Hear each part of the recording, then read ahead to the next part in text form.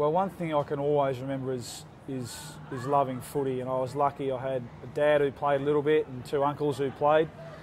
And so Mum tells me that from the age of 2 or 3, I used to support Hawthorn, funnily enough. Can't stand them now. I used to be able to memorise all the players' numbers and their names from, almost as soon as I could speak. So I guess when you look at that, you could say that I probably always wanted to be a footy player growing up, but I guess I was lucky enough to realise that dream.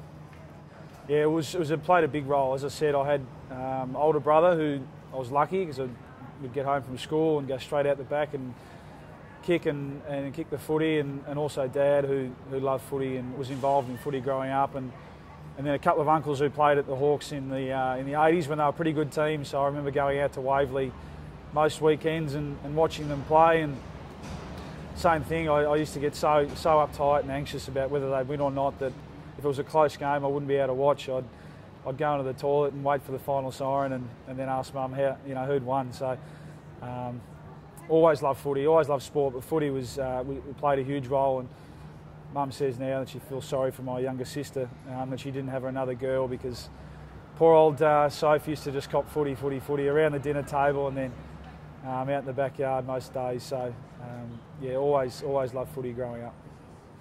Yeah, well, I was very fortunate. I just went to a local primary school and met some really good friends that I still my best friends now. 2 or 3 of them that I met from grade 1 that I still catch up with regularly. So that was lucky, and then went on to Xavier.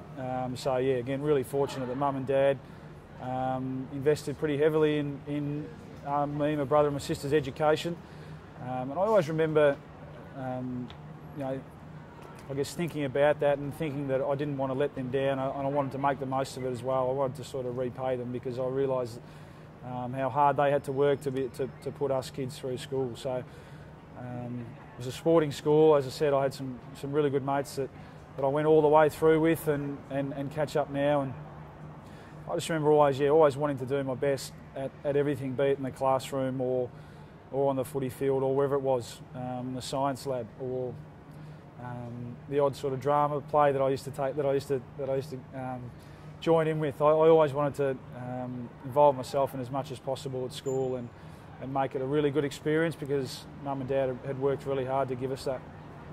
It was difficult because the natural thing as you sort of get a bit older and start to get pretty keen and hone in perhaps on a footy career is to want to pour all your energies and attentions into that. And I think I was lucky that Mum and Dad always sort of stressed the importance of education. And again, we spoke about them working hard to put me through a really good school, that I was conscious always of doing well on that front as well. So for me, it was all about doing my best with whatever you were doing. So when it was time to go to footy training, then you want to do that well and improve and play well on the weekend, but also in the classroom, if you've got an exam or a maths test or whatever it might be, wanting to do as well as you can with that, so you don't get the test results back and kick yourself and know that you could have done better, which is going to happen. There were certainly always times where you didn't play as well as you would have liked on the weekend, and you didn't perform as well in the classroom as you would have liked. But